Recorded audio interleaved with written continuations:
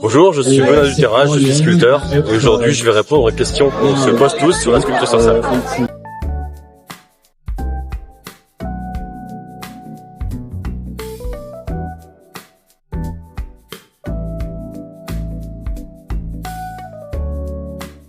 Je suis aujourd'hui sculpteur sur sable, mais c'est un peu un hasard de la vie pour moi. Il y a 20 ans, en fait, je suis arrivé sur un événement sculpteur sur sable et je suis tombé complètement amoureux de cette discipline. Et j'ai décidé d'en faire mon métier. Donc je me suis accroché et aujourd'hui j'en fais mon métier.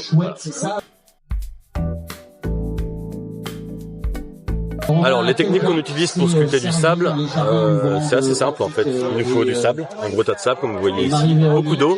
En général on a des tuyaux pour arroser le sable et après on sculpte le sable avec des pelles, des outils de plus en plus petits, dans ce genre-là par exemple, des palettes de bain. Donc c'est un peu notre attirail pour sculpter le sable. Mais on peut sculpter avec une cuillère, avec une fourchette, on développe notre trousse à outils avec le temps. Voilà.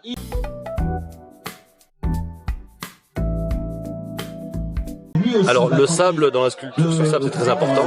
Il y a deux types de sable. Il y a le sable de la plage, donc comme ici. Le sable de la plage il est roulé, lavé par la mer. Et en fait il est très propre et il est très rond on va dire, parce qu'il est érodé par la mer. Et donc c'est un sable où on peut faire des sculptures rapides mais qui vont pas durer très longtemps. Le meilleur sable franchement pour moi c'est le sable de rivière ou de lac. C'est un sable qui est très anguleux et qui est riche en limon, en silice, donc il y a un liant qui permet d'avoir une sculpture plus solide, voilà, qui dure plus longtemps.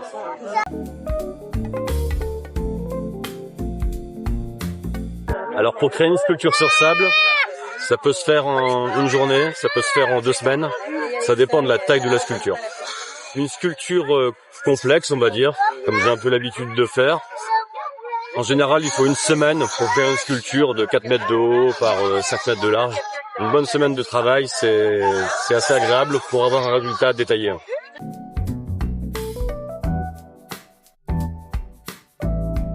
Alors les choses les plus difficiles dans la sculpture sur sable, on travaille avec un matériau naturel bien sûr, on travaille souvent en extérieur, donc là on est vraiment dans la nature, donc il faut que le sable tienne, parfois on prend des risques et parfois la sculpture tombe, donc la prise de risque c'est à nous de la jauger on va dire, et après donc les facteurs extérieurs je vous disais c'est la pluie, les orages, le vent, ça peut être très contraignant, voilà. Donc pour créer une sculpture sur sable, eh ben un peu comme tous les artistes, on fait un croquis. Bah déjà on a une idée en tête, on fait un croquis plus ou moins détaillé, mais on fait toujours un croquis pour se donner une idée de ce qu'on va faire. Et après on prend des images de référence, donc des photos, voilà, ça dépend du sujet. Mais on travaille quand même le sujet en amont pour pouvoir créer une belle sculpture dans le sable. Voilà.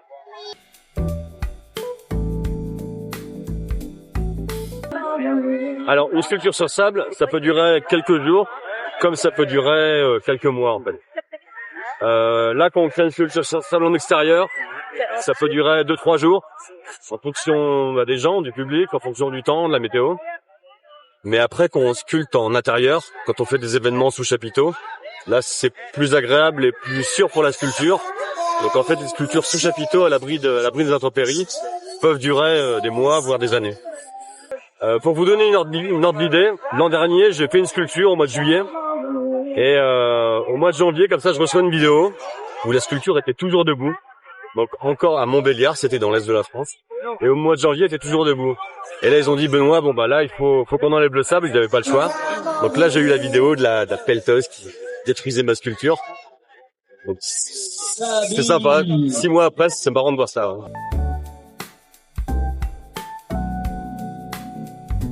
Donc les sculptures sur sable c'est principalement éphémère quand même, c'est pas fait pour durer comme une sculpture en marbre ou une sculpture en bois. Et moi personnellement c'est ce qui me plaît, ce qui me passionne dans ce métier, c'est qu'on fait des sculptures comme la vie en fait qui dure pas, la vie est éphémère, les sculptures sont éphémères et ça part avec le temps. Et je trouve que ça a un super impact sur le public. Ici derrière la caméra c'est rempli de public et je pense que ça attire les gens le fait que ça soit éphémère. Les gens sont curieux de savoir, de suivre l'évolution de la sculpture. Et j'aime bien cette interaction, ce partage avec le public.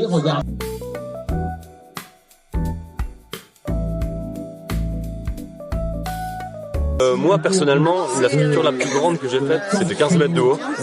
Donc là on a passé plusieurs semaines, c'était très très haut. Et après c'est rien comparé au record du monde. Le record du monde au Danemark, le dernier record il est à 23 mètres de haut. Donc là il y a toute une équipe technique, toute une équipe de sculpteurs pour bâtir un château de 23 mètres de haut. C'est très dangereux, très risqué, mais ça vaut le coup de prendre le risque pour créer une œuvre de 23 mètres de haut. Voilà. Si vous voulez me suivre, eh ben, suivez-moi sur Instagram, c'est marqué ici en bas, ou sur Facebook, c'est marqué ici en bas. Sculpture sur sable, dernière prise. Allez, je vous bloque.